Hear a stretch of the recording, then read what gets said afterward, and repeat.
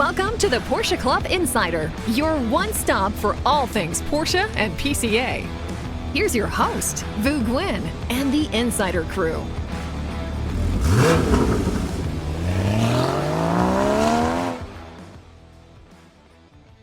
Welcome, everyone. It's episode 197. It's the eve of unStock, and we've got a very special guest here. We're actually in a hotel conference room, nondescript, and there's a soggy floor below us. Oh, how the mighty have fallen. You tell them what hotel we're at. Yeah, let's not. We have our special guest here, but before I introduce him, I want to thank our presenting sponsor, Pirelli. With Pirelli tires, they have to achieve the highest levels of performance, safety, noiselessness, and grip on the road surface. Innovative tires that can even satisfy the most specific mobility needs of our end consumer. On this episode, we're going to speak with Phillip Tieu, co-founder and vehicle development director of Indecent. You may have seen himself, or you may have seen, honestly, the car while we were at SEMA, where Indecent has jumped into the modified 911 pool with their wide-body 997 and soon 991 and 992 coupe and cabriolet creations. I gotta give it to Manny. Well done. That was a very And that wasn't even AI. That was a well put together That paragraph. was Manny in the basement of the Wonderground working. And this all came together really last minute. We're going to get into that in a bit. But I want to thank everyone that's listening. Thank you so much. If you aren't currently a PCA member, own a Porsche, what are you waiting for? Grab that VIN, head over to pca.org and make yourself a member. And for those of you that don't currently own a Porsche, check out our test drive program. Just go to www.pca.org. So, Phillip, welcome to Insider. And, we've spoken over a couple of years now, as you've kind of gone down this road of Indecent. And we saw each other last week at SEMA. It seems like it wasn't that long ago. I know it's been a whirlwind for you. So let me just, for the listeners, share with you. Now, I knew about the Indecent. You've been sharing photos with me. We stay in communication. We knew the car was going to be unveiled at SEMA. We were super excited about it, and we'll throw some photos later. Damon will have them.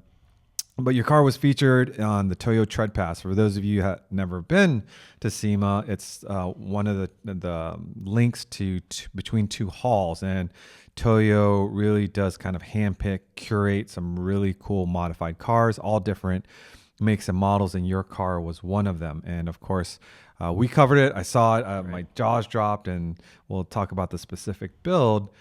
But from there, obviously, the whole idea of unStock, we went to SEMA year after year, and we see all these Porsches, and we wanted to have a modified Porsche show that could showcase the cars at SEMA. And this literally is what happened with the Indecent. You showed the car. Of course, I've always invited you to Works Reunion. I've always invited you to unStock, and you were with us at IBOC last year. But this build was like, timing was not exactly on your side, right? And getting the car here, you would think probably just ship it from Las Vegas to Santa Clarita would be easy. But you had some things going on, and the car actually got on the trailer, went back to Houston, Right. and then it has to come back out here. Actually, it's on the way right now, so that can be unveiled in Santa Clarita tomorrow. And all of that is, one, I know you wanted to do it, but could we get the logistics together? And the cost. Folks listening to this is, he's a young company, and to do this sort of commitment is a big deal. But maybe we should give a shout out to the organization that helped us get the car to unStock. Yeah, absolutely. I mean, first off, thanks for having us. Indecent, we're just so excited to be here, be a part of this. And yeah, you're absolutely right. We do certainly have to thank TotalEnergies. They are a French lubricants company that is our partner, and we are exclusively using their lubricants quarts in all of our vehicles. And they have actually funded us to bring and transport that vehicle out. So this wouldn't be possible without them. Yeah, and this was a conversation that started, like, you really approached them the evening after we talked about this at SEMA. I think it was Wednesday we thought about it. Thursday you were meeting with them, and they and you made it happen. So the agreement was one thing, but then to get the car onto a trailer and have it sent from Houston back to Santa Clarita also was not an easy task. No, not at all. Not at all. Yeah, and keep in mind that TotalEnergies is a $250 billion annual company. They're large. So for them to make a decision that quickly as well, I mean, we really, I think we were pretty fortunate on that. Yeah. And so, but yes, transporting car was difficult. The car, I would say, isn't any wider than any other supercar that's out there, but it's wide. So you can't just put that on any transporter. The car's certainly low because we've set it low for the car show or kind of to show off the vehicle. And we had to send back 2 transporters, which we killed 2 days. Because we had all that extra time to deal with it. Exactly. Yeah, I was back to Houston. Thought I had everything perfectly scheduled. As always, I think everything's going to go smoothly. I believed in you, my friend. Yeah, I believed in exactly. you. Philip kept texting me. He's like, dude, I'm trying my hardest. I want it there. I'm trying. I'm like, you just let me know if you need something from me, but you do you. And it's on its way. I called all of my contacts, everyone I knew, all the collectors I knew, and finally had a company local to Houston that said, we will personally transport that vehicle. However, the trailers they had also didn't fit the car. So they're using my trailer, which... I was about to say, how did it actually get to Vegas? Through your trailer? Yeah, well, so I borrowed the French trailer because we brought 2. We had a car with TotalEnergies at their booth in Central Hall, and then, of course, the Toyo build. And so I borrowed a trailer, which was great and exciting because I also got a chance to borrow my cousin's F-250 because I don't have a truck big enough and with a gooseneck. Well, coming back, the trailer had problems. We had 2 blowouts. Of course. Did you have spares? We had 2 spares. Oh, good. Used both of them. Usually you don't have spares when that yes, happens. And in addition to that, the F-250 started leaking. The transmission started leaking. This is a 2024. So, so I was actually considering driving it myself, which honestly I really didn't want to after going to Vegas and back. Sure. But I didn't even have a truck to do so. So I had to find This someone. is how I felt so bad. Like I'm like, I really want him to be there. I know he's really stressed, and I hope he figures it out. But every time he texted me, I'm like, oh, poor guy. If there's just one more roadblock, like he's just gonna go just bonkers. That I have but to you're say, here. I'm here, and I have to say the entrepreneurship journey for me is like, how do you handle challenges? And that sums it up for me in a nutshell. So before we get into Indecent, can we spend a little bit of time on how he even got to this car scene? Definitely. Yeah. Would love to. Yeah. I guess some of my background, I grew up in Houston all my life. I've loved cars ever since I was younger. Big car scene in Houston. Big car scene in Houston. I think a little bit kind of not very known on the big map in some cases, which I feel the same way about food there. I think food's great there. And Houston food is, that's a whole nother podcast. Yeah. Houston food is right. at the top of the charts. So anyways. And so, I had from a very young age, I just was enamored by drifting. I think I was kind of like your typical Asian, I guess. Loved Nissans, loved drifting cars, built multiple growing up, and just figured out how to do it myself, hand tools, watching things online. And had always kind of do that and done that personally, and graduated from college with a finance degree and doing nothing as in finance. most drifters do. Yeah, exactly. Started a career in the software space, and so I worked for big companies all the way to small startups. On the sales side, I've always been a bit technical. That was kind of my superpower, and did really well. And I have to say, and I think this is somewhat of a common story now, but during the pandemic, I kind of woke up one morning, kind of asked myself, what am I doing here? Do I want to continue this? And it provided me an awesome life, great financially, but I love to make things very, very difficult on myself. And so I said, how do I make my life tougher? And so, one thing was like, well, I never really considered being in the automotive industry, but let's do something. And some of it's by accident, to be quite honest. It wasn't all planned that way. But you were in the JDM world. Yeah. So where did Porsche come in? So I have to give it to my wife. She's the classy one. I'm not. And so she, we were looking for a car for her, and she was like, I want to get into a Macan. I was like, oh, that's cool. Sure. Why? I mean, we can afford a pre-owned one. Let's get into one. And the first Porsche we got into was a Macan Turbo. Loved nice. it. Loved it. Sweet. Oh man, it was either a base brand new one or a pre-owned turbo, pretty option turbo. Loved it. Good choice. I mean, that was the second we drove that SUV. I was like, this drives like a sports car. And it kind of changed us from there. So I was quickly right after that looking for a 997. This is during pandemic? Yeah, during pandemic. Wow. Yeah. Man, what a... So did you? I know you say I would say early pandemic. You went straight to the 997, but that's like an enthusiast car. So Yeah. most people who get into the brand Right.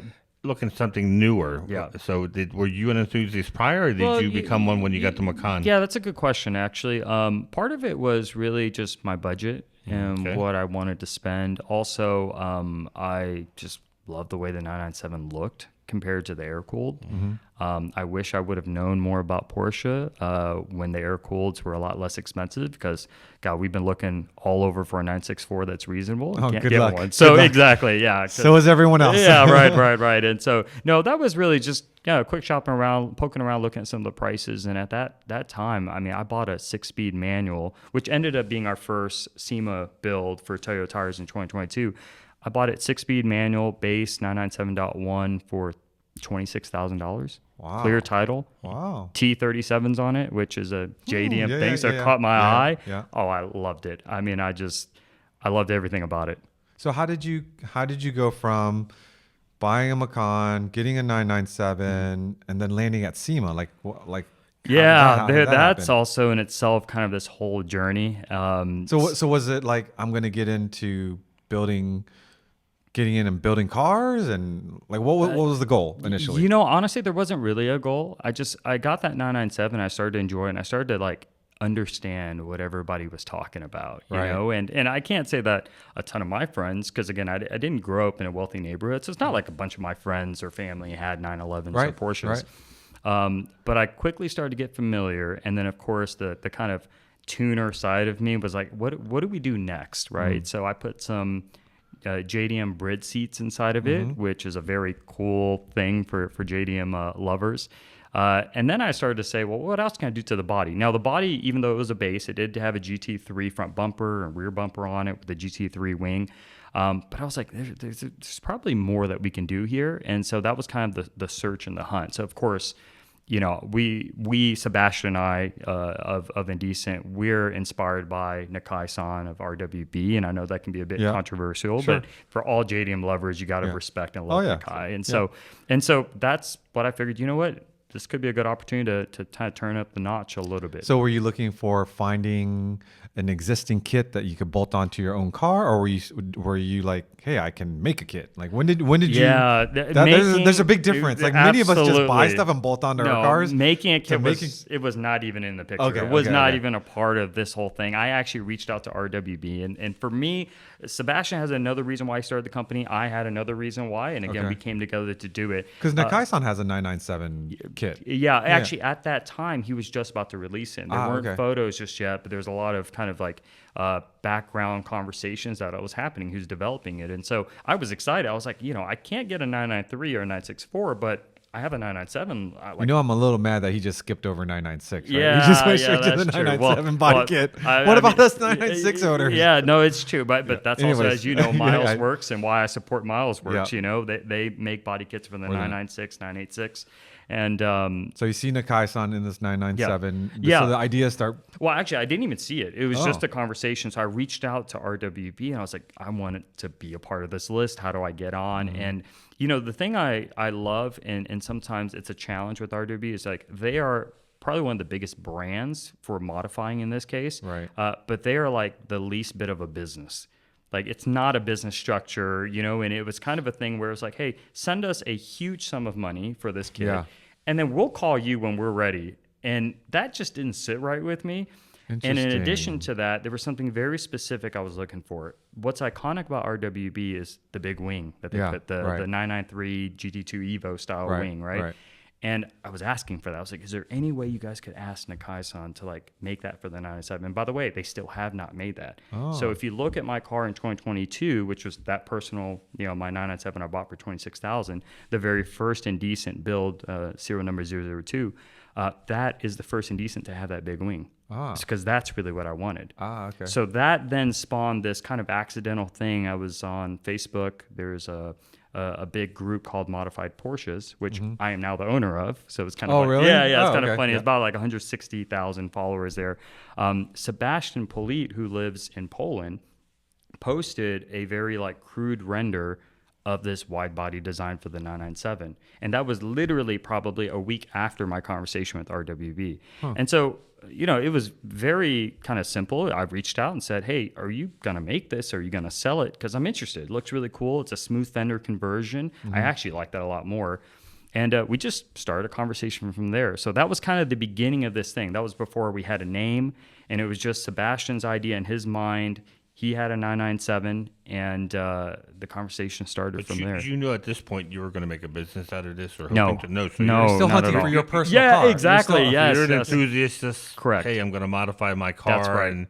And so, at what point in the story do you suddenly realize there may be a business opportunity? Yeah, and so it's the pandemic was difficult for me because I had traveled almost like every week working in the software space.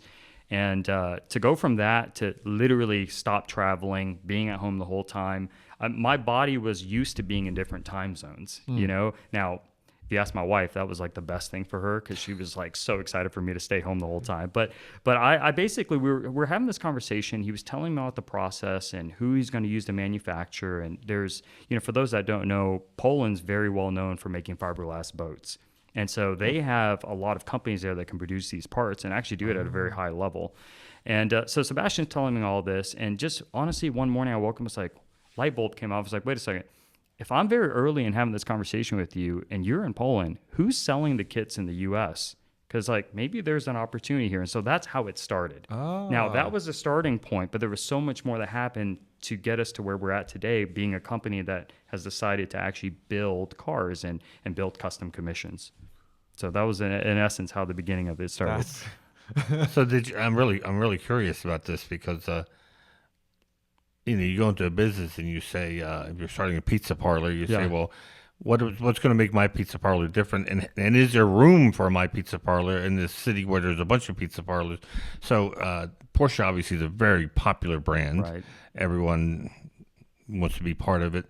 When did it occur to you that there was a need for what you were going to be making? That you thought that people would buy it? Yeah, I don't think we thought about that, to be quite honest. I think it was simply Sebastian and I wanted to build cool cars. We became very good friends, and I see him as not only a business partner, but a brother now. We have a very, I think, similar taste in the way we see and believe how cars should be modified.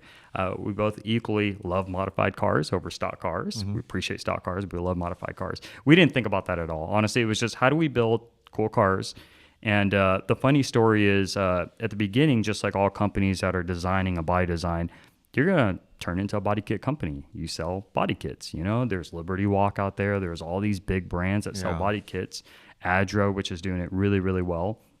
And at the beginning, I kind of saw the renders as they progressed and as he was developing that body. I mean, we're talking, Sebastian and I worked on this for over 3 years before him and I even got together. So this has been in his mind. He's been sketching for a very long time, and he's never done this before, by the way.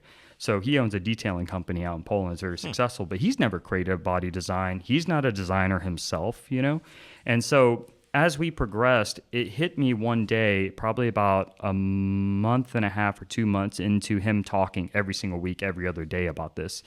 And it hit me. It was like, look, this design, in my opinion, is so beautiful that I believe that this can be more than just a body kit company. And the thing that I really feared, and he also as well unconsciously, was, we've seen body kits that are beautiful body kits put on vehicles poorly. And things like, chrome wraps can look cool sometimes, but I do not like chrome wraps on a vehicle, right? So it could be colored poorly, the wheel fitment's all off. And so I told Sebastian before we even produced the very first kit, what about building cars? And he was so excited to even hear that someone would even want to build cars and do it as a business. And he was like, look, I'm going to go on vacation. Let me come back. Let me think about it. Let me come back. And he came back and said, look, I love that idea. I just don't know if we have the capability. And so that's kind of where, without knowing, both of what I would consider our superpowers coming together, it's what we needed in order to create this company, because I'm very technical. I'm very good at building cars, I think at least. And I know pretty much every component of a vehicle to make that process work. He didn't necessarily, but he's very good at design. He's very good at knowing how these shapes come together.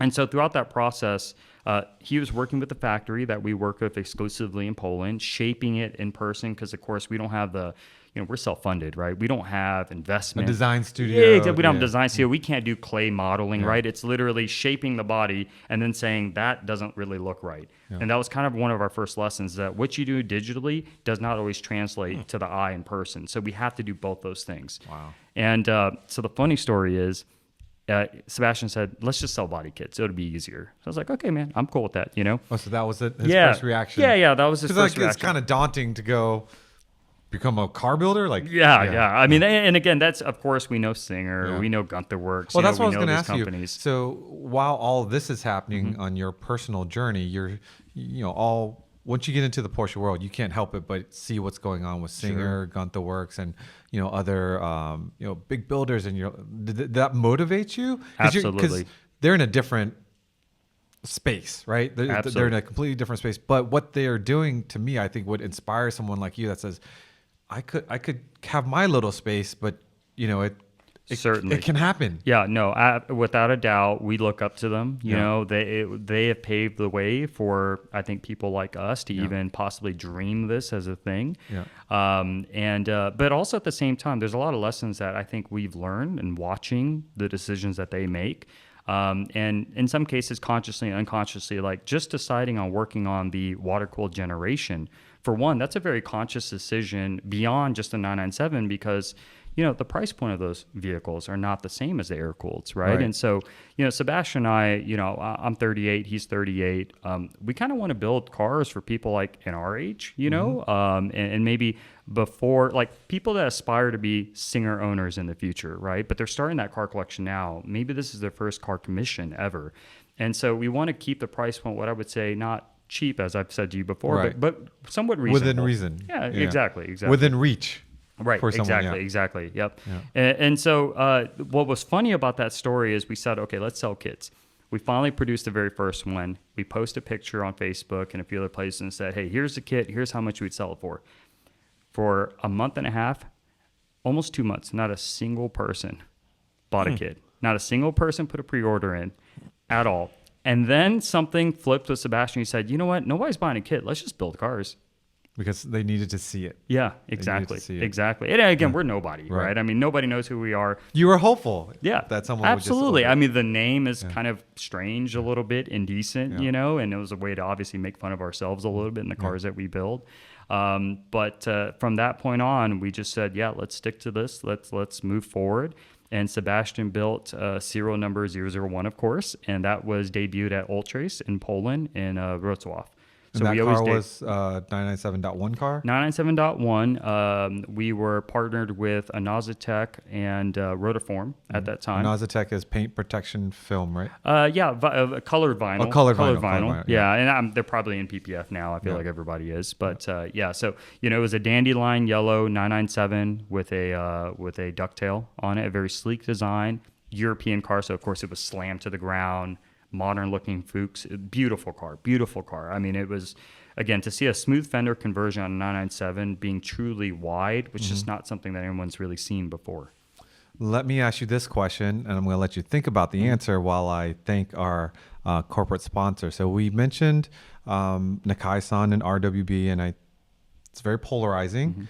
And when you talk about body kits, especially the installation of a body kit, we've all seen the different videos online, and it triggers people because he's taking a blade to the fender. How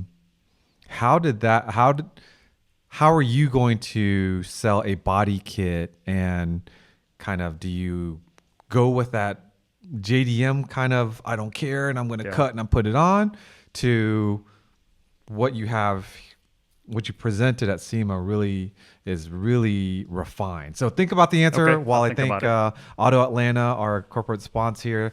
If you're chasing down a part for a Porsche that's been impossible to find, maybe you're looking for a trim piece or looking for something for your 944 Turbo or your 911 SC. Either way, Auto Atlanta has you covered. They've been taking care of Porsche since 1978. They have every part. They ship internationally. They have expert tech advice you can rely on. No matter where you are in the world, they'll get the part. They'll ship it out to you. AutoAtlanta.com. You can call them and speak to specialists. They have everything to help you with mechanical repairs, full restorations, regular servicing, or even if you need to know a little bit about detailing. They also buy and sell pre-owned Porsches. If there's a Porsche in your garage that needs a new home, give them a call. Or if maybe you're looking for one, give them a call. Whether you're rebuilding a classic or just need that single clip to finish up a project, Auto Atlanta has you covered. There's a 5% coupon code, PCA, the number 5 OFF. They'll give you 5% off your first order. That's AutoAtlanta.com. Porsche parts, Porsche people, Porsche passion since 1978. Nailed it. That's awesome. Nailed it. He should have memorized it by now. I know. I say enough.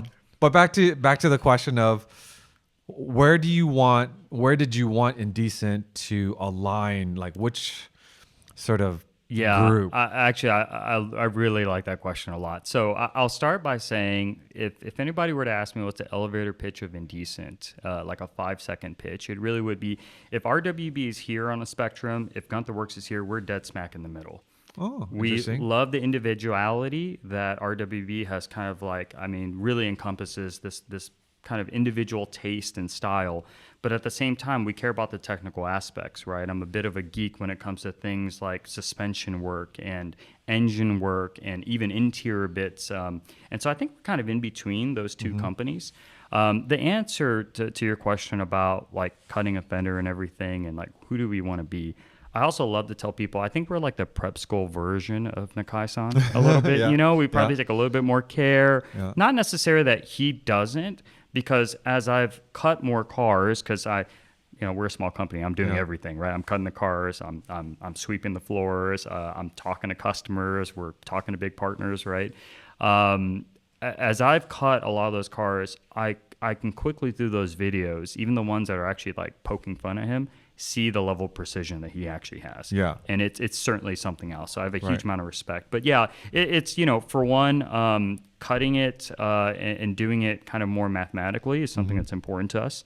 A small thing we do is anytime we even disassemble a car, we're creating our own library database of how we disassemble certain parts. Unfortunately, you don't get that information, especially in the water-cooled cars. There's not a lot out there, right? Not a lot of people are tearing apart their water-cooled cars. Right. And so we take a lot of precision doing that. But in addition to that, because we are a smooth fender conversion to the cars, it's also based on our business and our design. You cannot install that within a day and a half. It takes a lot of time, right, to get that right. So, I don't know if that was kind of answering your question, but and here's the thing: it's funny because it does trigger people when a 993, a 964, or whatever gets cut raw by Nakai-san with any eyeballs.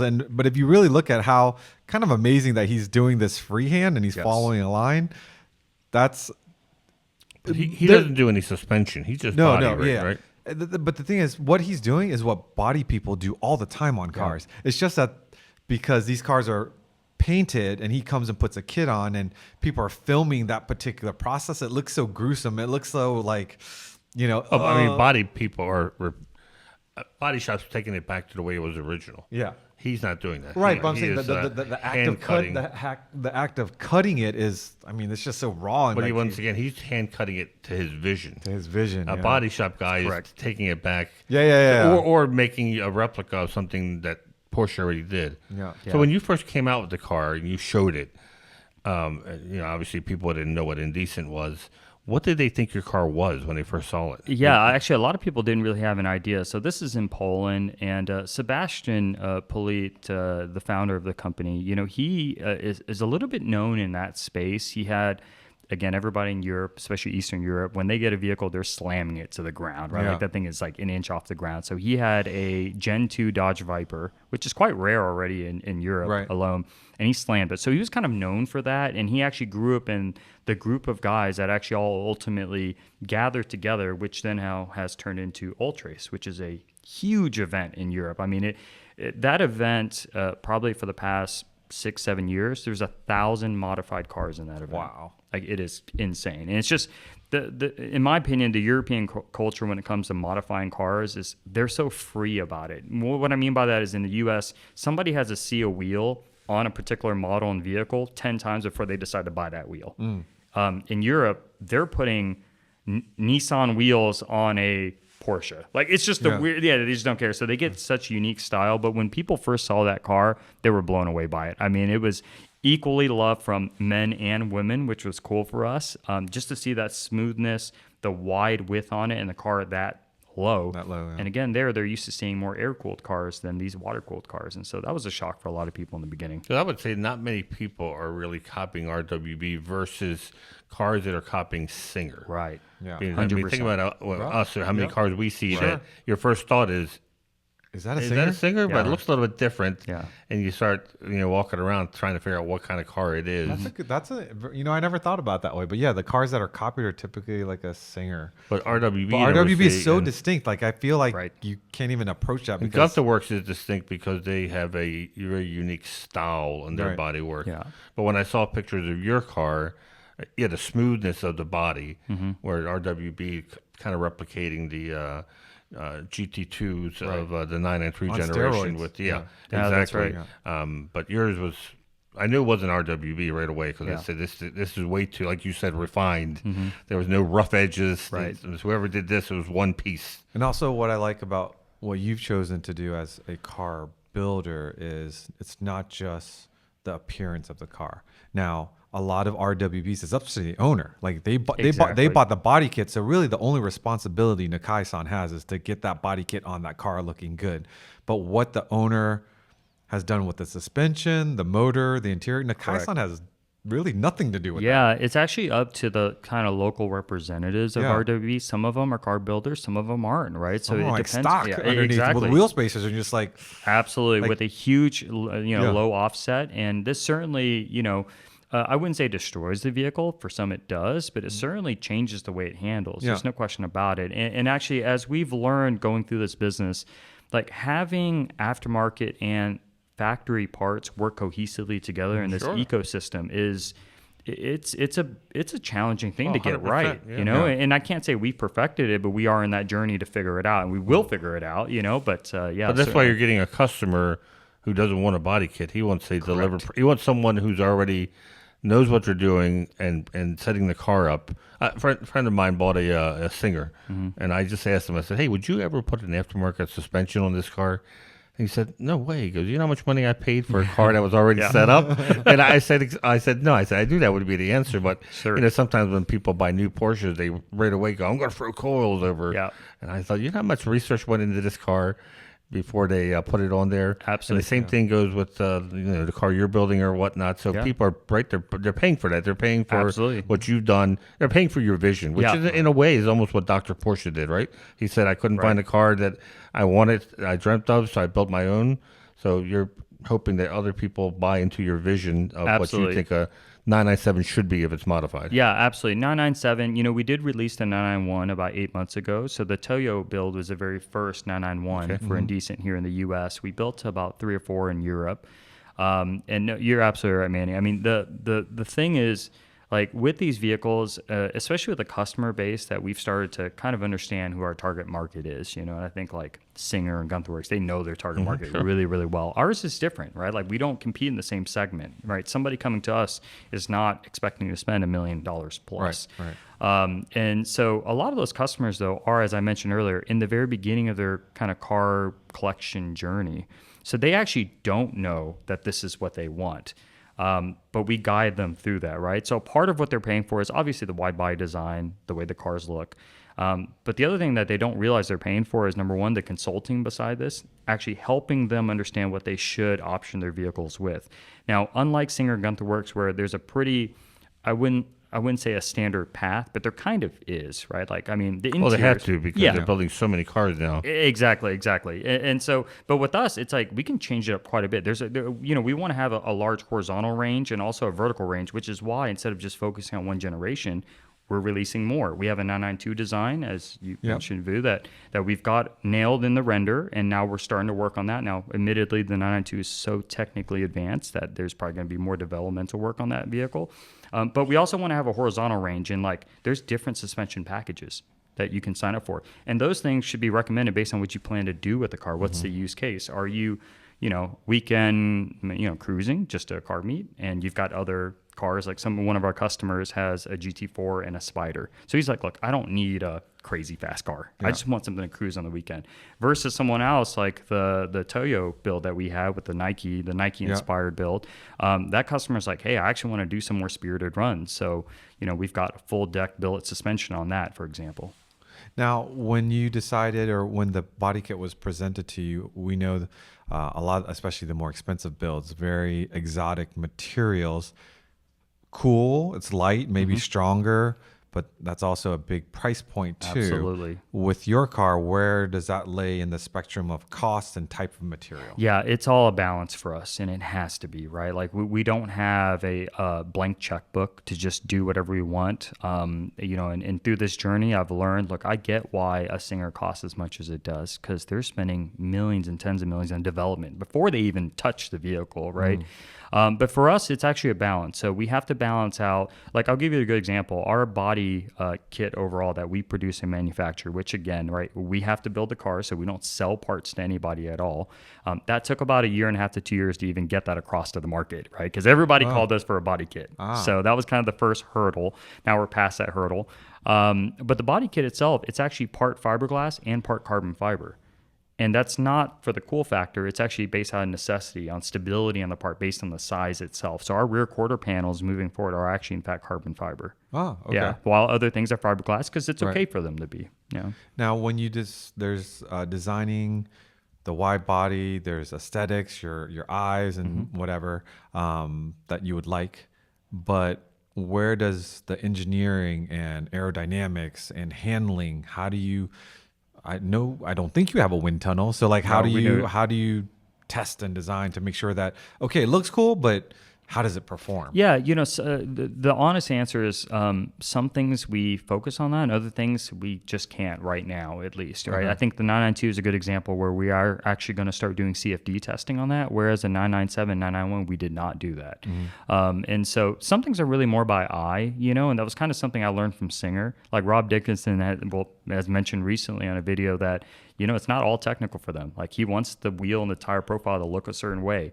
And I have to say, whenever we do an alignment on a vehicle, while we start with the specs, I actually eyeball it and we're like, it needs a little bit more camber. It'd look cooler if it had a little bit more camber. And so, it's really not that technical for us, to be honest. It's really about visual to start. And as we continue to grow and get, more help and smarter people to help us, that's where we'll go down that road. That's because your customer, I guess, the customer you're seeking isn't the one who's going to take this to the track. Correct. And so... Not yet. We're working on that. We have a race car that we're working on. But I think people that buy Guntherwerks, Singer, I don't see people bringing Singers to the track. I'm sure there are some, but I don't think that's the number one priority. Because otherwise they're going to be... I mean, they're going to be buying a GT3 or an RS or a cup car. Right. I think they want a car they can handle like it's on a racetrack.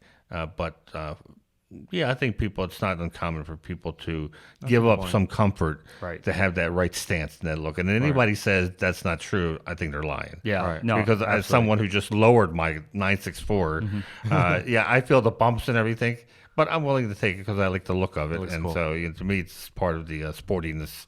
Ideally, if I had the stock rate height, I'd probably have a really comfortable Cadillac-like ride. Sure. But I'd rather have that look. So, yeah, I can understand why not every car is built to be a race car in a wind tunnel. Yeah, and I have to say, actually, we have recently rebranded with a new kind of logo and a crest, if you will.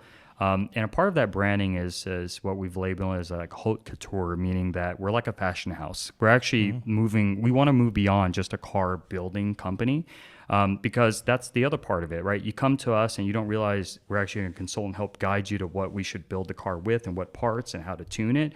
But it's also the design aspect behind all of this. And obviously we kind of underscore that with the Nike build. Nike build, yeah. The Nike build, we'll talk about the Nike build's interior. But in the general order palette that you have, what customers can choose from for the interior? Like how deep does that go? Oh yeah, it can go as deep as you want, really. You know, again, we are working towards trying to simplify the options, because when you have too much, you can kind of, analysis by paralysis, right? We want to have 3 different levels, but essentially for a lot of the cars here in the US, they've been full custom interiors. I think when people get into this and our customers come to us, a good example is like brand new glass.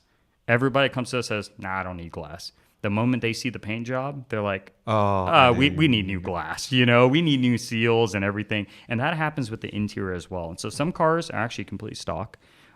Some cars have full custom interior. So it's kind of, whatever you want, basically.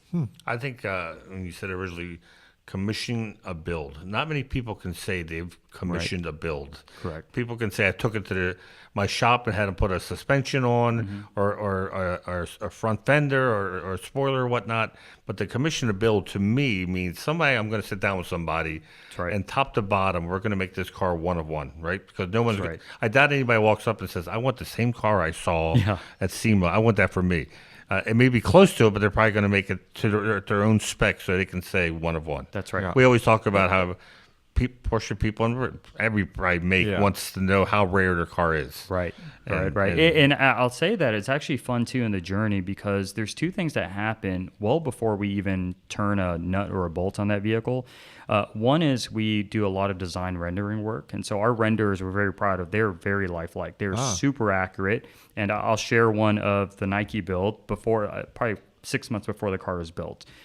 We go through so many iterations. We render the exterior, the wheels, because we bespoke manufacture our own wheels as well, and also the interior, which a lot of companies don't do. And so that's one. But the other thing that we do is we get to know the customer, and that's a really fun part. I mean, we have this basically database of the customer, what they like, what they enjoy, what are their previous cars look like? Do they have a certain style?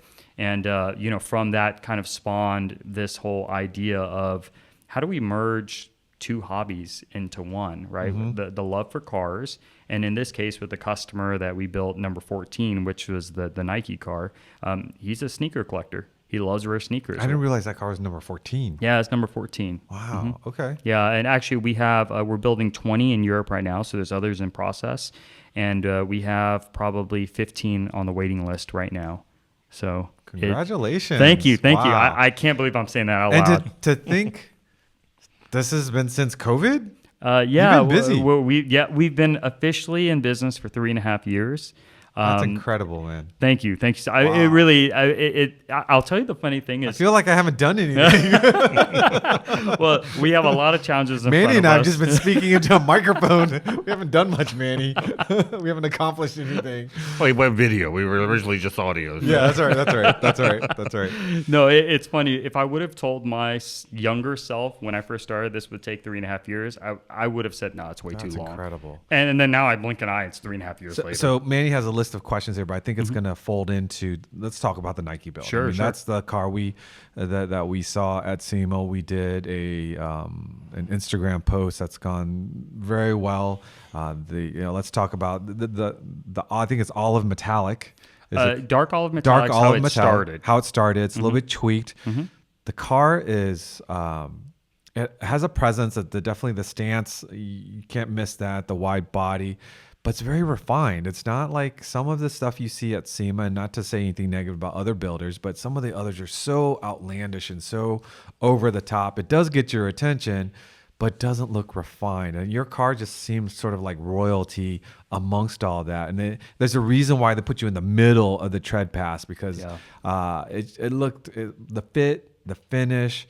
We've seen other cars at SEMAs that people try to rush, and I don't know if you were rushing to get it there or when you finished it, but it didn't look like it was a rush build. Actually, I'll be honest with you, your Boxster, I know that was a rush build, and there were things that I could see on that car and you even told me, he's like, I didn't finish it because you were going to try to do the whole interior in the old school, and you just ran out of time. I totally get it. That's tough to try to make SEMA, but this car was like, or at least you hit it from me, because I looked at it from front to rear, like it was done, it was ready and to be presented to the world. And that was a customer's car already? That is, yes. Yeah. So he must have been pretty excited. His car was going to be featured at SEMA. He couldn't believe it. Because you don't buy these cars to be quiet and unassuming. You're buying it to share with the world. Yeah. And I would imagine, knowing that your build, your vision of what you thought your car should look like is now going to be featured at SEMA. That must have been pretty wild. And it was his first Porsche. No That kidding. was his first Porsche. Yeah. He came really? from the BMW world, and His first Porsche was a commissioned. yeah, Indecent. yeah, exactly. And actually, he put a whole lot of faith and trust in us. And the funny story is, just real quick, he owns several Dairy Queens in Houston. And I Money and ice cream. yeah, there is. There's There money is. in ice Yeah, cream. Blizzard specifically. Blizzards. And it's funny. His restaurant is in between the body shop partner that we use. And I mean, if you think that you can bring a car to a body shop and just let it be, no, that's not how it works. You have to really project manage, and I think ultimately that's what we are. We're like project managers. And so on the way to that body shop, there's a Dairy Queen. I stopped by for a Blizzard because Houston is really hot. Yeah. And this guy at the cash register was wearing a Cars and Coffee shirt. So we had a conversation. 2.5 years later, he's building an Indecent car. What? Yeah. So Wow. you never know where business can Wow. come, and he's such a great person. We've That's had a perfect reason to go get ice cream later. yeah, exactly. And so, no, he's so excited. And, to know that car was going into SEMA for Toyo Tires, which has been a great partner of ours. Again, the very first intro to this world for me was to build a car, presented at SEMA, which was my Ruby Stone vehicle, the 997. And he can't believe it, to be honest. I mean, like that it's getting showcased. And it was funny because at SEMA, he was actually signing autographs. He's like, I cannot believe I'm doing this. Why am I doing love this? that. Why am I exactly. doing this? Yeah. The interior of that, so as the presence of that car on the outside, the lobster claws, Yes. right, the wheels. Any Porsche enthusiast will recognize that wheel. However, that is a very custom wheel. Yeah, that's right. What did it take to, like, who, because of the shoe is why it's lobster, That's right? correct, So I think that's kind of understandable why you went there. But who designed and who came up with the carbon barrel, the size of it, and it's tastefully done. Thank you. Yeah. Thank you. We worked really hard on that. I might have mentioned at SEMA that I'm not a fan of lobster claws. You did say that. That's why I was like, yes. it's a beautiful wheel. Yeah. You don't like it? And I love the wheel now, Yeah. but it took 30 different versions of rendering to get it to that point. It's a gorgeous wheel. Thank you. And maybe even to start, so the pair of Nikes, which was produced and created in collaboration with a company called Concepts out of Boston. It's called the Green Lobster, and they make a bunch of different colors, but it's the Lobster series. They're very well-known shoes. Actually, the green pair is $2,000-$3,000. I know I looked. yeah. So this is not like a shoe that you see every day, right? Yeah. And so being that we wanted to kind of keep it on theme, that's why we chose the lobster claws, multiple iterations to make that right.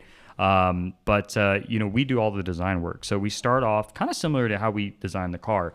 It's just visual. We're doing Blender renders that allow us to see what it visually looks like. Then we take that into the engineering side, which we also do in-house. Wow. And then we have a manufacturer overseas that actually helps us machine these wheels. And so we go through that whole entire process. Now, the carbon barrel, that was a last-minute decision. It was a wise choice. That looks beautiful. Thank you. It really changed the look of that car because we actually have a test set of wheels that's like a polished lip. Looks really good. When you put the black barrels on, it makes it look, along with the side mirrors, we have that RSR inspired side mirror. It makes it look like racing, sinister almost. It's kind of like this dark aura, and I'm so happy we did that. But that wheel will only be for that car. Not necessarily. Honestly, we haven't built enough to even decide that. Oh, okay. I mean, I think we'll make I'm thinking there's a lot of variations. time and energy to. Absolutely. It would be nice to say, okay, maybe I'll sell a second set to help offset all that Well, cost. that's one of the things like Singer doesn't do. Yeah. Because how many people look at certain parts of Singer and say, well, I would love to have this or that, and they don't sell. Yeah. Oh, I think on the wheel design, we probably will use it again when it's for the right car. But, the color is probably going to be different. The carbon on the exterior has been darkened, for example. Maybe we'll do something different and tint the carbon a little bit differently. But we haven't gone far enough to figure that out yet. Okay. Well, let's still talk about sort of the outside of the car. Sure. The rear bumper is replaced. Mm-hmm. Both rear fenders replaced. Yes, correct. Door is stock. So the only thing that's stock are the doors, the hood, and the roof. Oh, okay. Everything else around it is correct. all- Replaced. Either we replaced the panel completely, or we utilize the factory panel and our panel. So, for instance, the front fender is a full overlay. So we have the original fender underneath it. We cut it to obviously widen the arch. and then we actually bond our panel on top of it. Okay. Yeah, and we use McLaren's technique to actually bond and very specialized adhesive. So that was kind of another thing when we started this journey. Every body shop we spoke to, because we're not body people, right? So we need help. They're like, oh, that panel's going to fly off after you drive like 5,000 miles. Oh. Well, I can tell you that, unfortunately, after my first car got back to Houston from SEMA, an Expedition ran into it, and the panel did not pop off. So I think our technique is good enough. Yeah. And the problem that I've identified there is that, like, body people, when they figure something that works, they don't really change. They don't learn new techniques. Right. We're always after the new techniques because we don't know any better. Oh. Yeah. Now the one of the next questions was about engine and transmission options. Now that car has a upgraded engine. I think it was like 550 horsepower That's right. methanol injection, 2 additional injectors. Was that the customer wanted more horsepower, or did you want more horsepower? Yeah. Like how did that so come about? it was, It's a PDK car. Yeah, that's right. yeah. So the project started what I would consider kind of our standard line, if you will.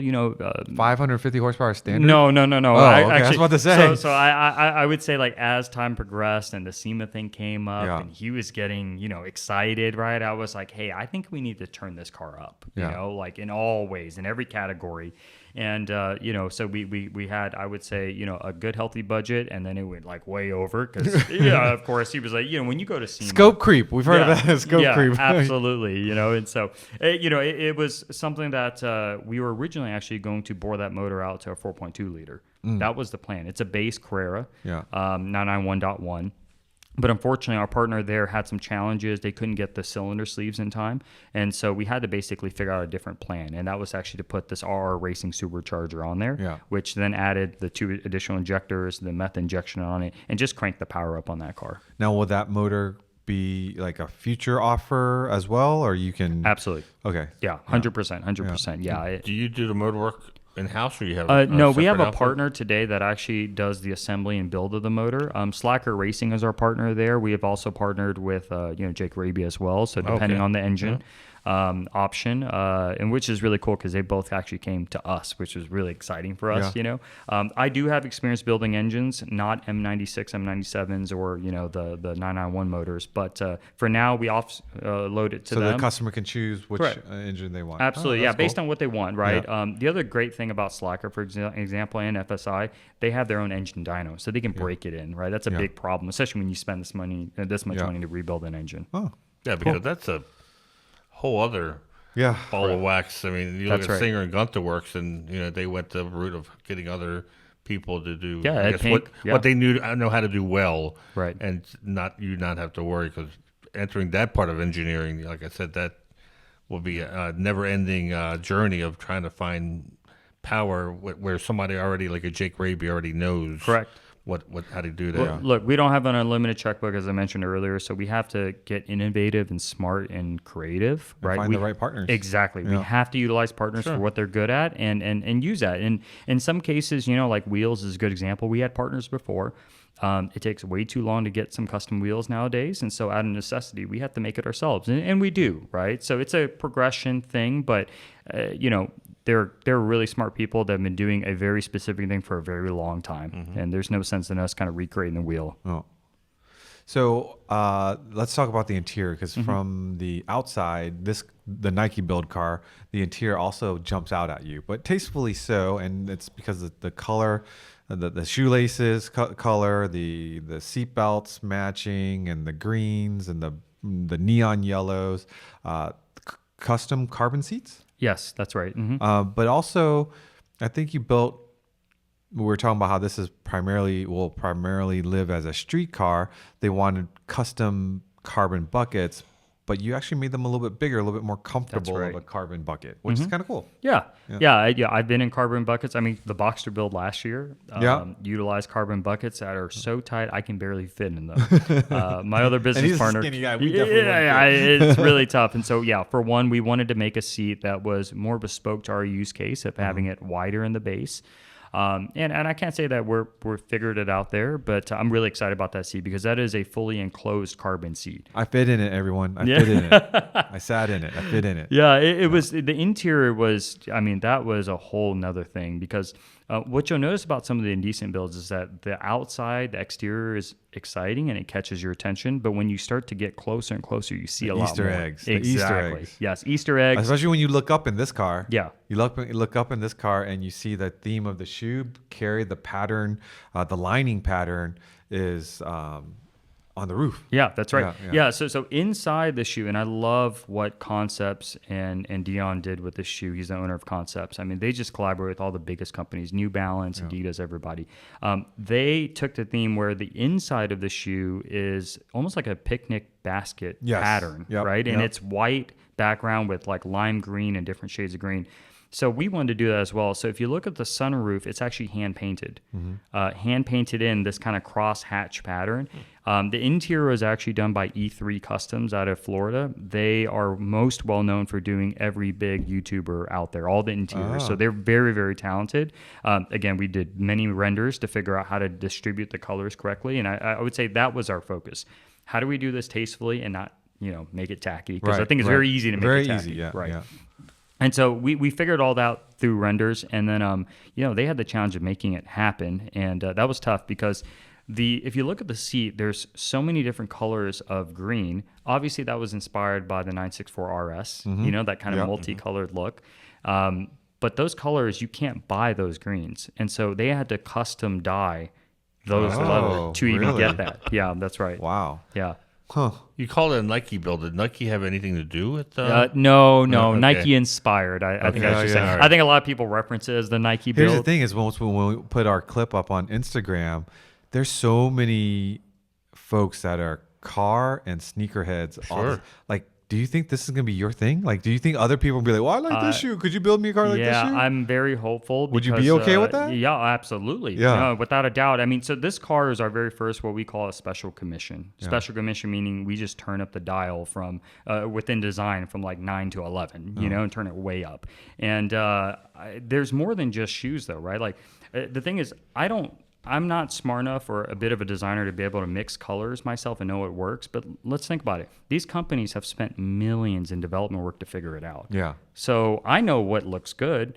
And we've got people that love watches. I love watches. Yeah. We have women that love handbags and purses. Oh, yeah. There are so many hobbies we can incorporate into this whole thing. And honestly, I think a lot of sneakerheads out there that have been successful in their career, they love cars. They just don't exactly know how to get into cars. And selfishly, of course, I like the car. We got the video up quickly, but selfishly, I was thinking, you know what? If this goes well, and we put in the hashtags, Nike and Green Lobster, I'm like, this would be cool if we exposed PCA to sneakerheads. Yeah. And it worked because sneakerheads were commenting. So we can see who's watching our posts, and it's for this particular post, non-followers was like through the roof. Like Love it was, that. I want to say 70 to 80% non-PCA Instagram followers were watching that video. I'm like, that's exactly what we were hoping for. Like a whole new set of eyes now know about PCA, which was pretty cool. I didn't even know that because that's super cool. And I mentioned to you before we started this podcast that the owner of Concepts, which is that design company that collaborated with Nike, he commented on that video. So because of our posts, yes, correct, and how he reached you, yes, exactly. See, that's exactly. I love that. I love that combination. So I'm going to ask you a few more questions. Okay. One is, how long does it take to build a car? Sure. What's it take to have it delivered? What's the price range? But before you answer that, let me take care of some housekeeping here. Cool. We want to remind folks to head over to pca.org to sign up for our newsletters, performance news, e-brake news, and Mart Fresh news, all free. Upcoming events, we have Tech Tactics East, which is February 21st and 22nd in Easton, Pennsylvania. And registration, we'll let you know when that opens. Read your e-brake. If you don't have e-brake, subscribe to it because that's where you'll see it first. Exactly. And Works Reunion, Amelia Island, that'll be March 6th. Registration opens December 10th. If you're looking to race with folks, PCA members online, PCASimRacing.com. Insider swag, if you're looking for one of these bottles, one of these mugs, head over to PCAWebstore.org. And if you're just looking for an insider decal, send us your address information to podcast@pca.org. So how long did it take to build the Nike inspired commission? So we started that in March. So that's a quick build. Yeah, it's fairly, especially we have no resources, because like I'm wrenching it all. I've got a small team now that just started, but I'm training everybody how to actually build these cars. And we're in Houston, which I can't say we have a lot of resources there as well. Anybody that can do anything like that either lives in Miami or pretty much here in SoCal.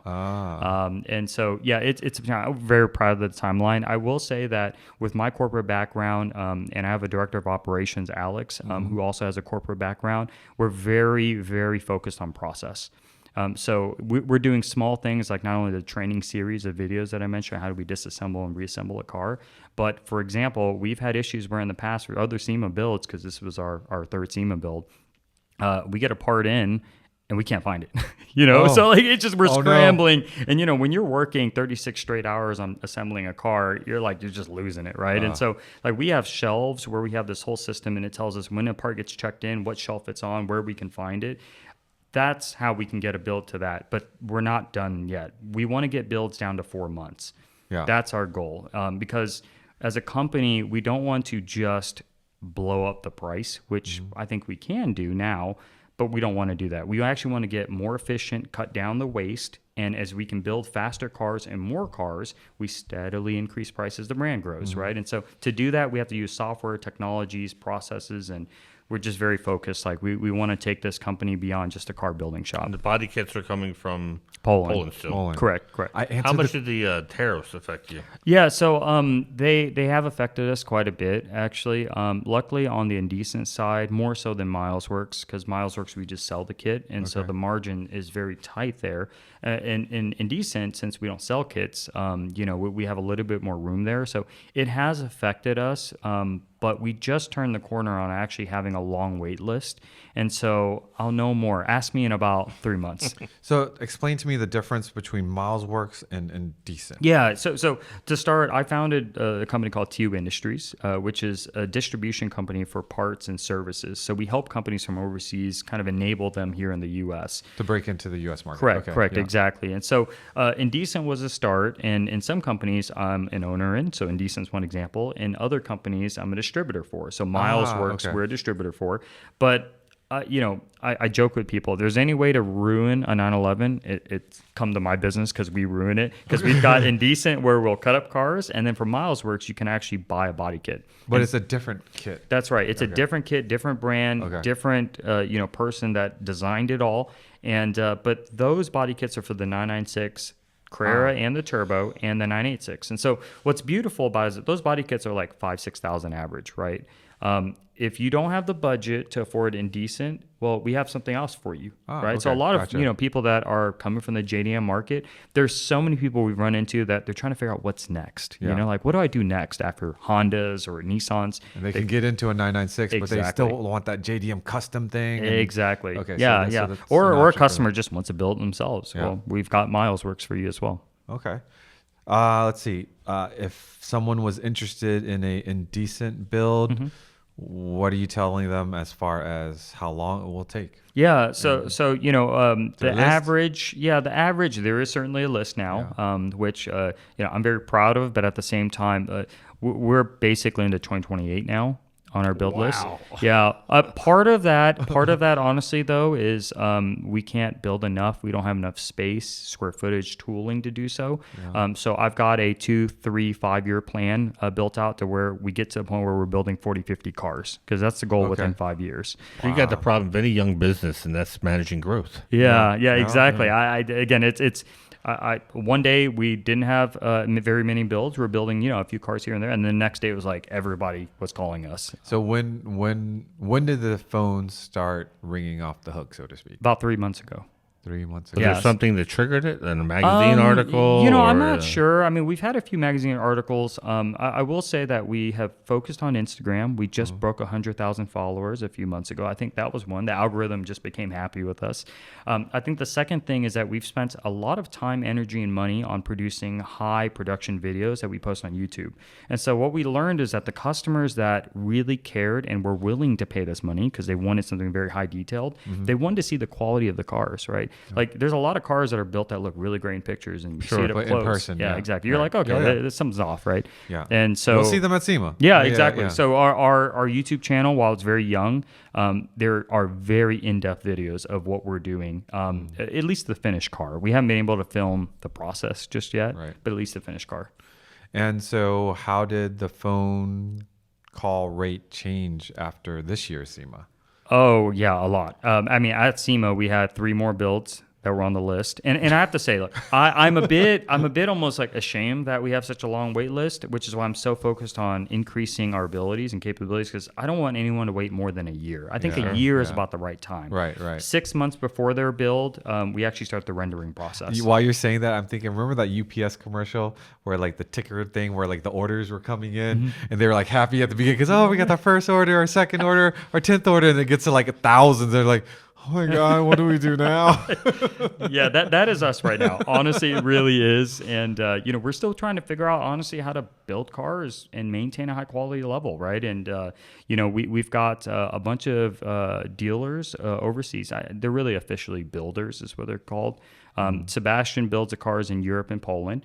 But of course, in Europe, you can't drive a car from country to country like you can here, state to state, right? So we have a builder in Hungary and Dubai. We have multiple builders. So now you're thinking about global growth. Exactly. And actually, what's interesting for our business, and it's like a test trial for us.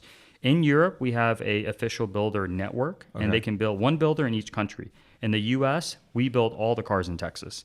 So we're actually kind of experimenting with both. Now, there's plus and minuses with both, right? The minus is how do we maintain quality across control. so many different people.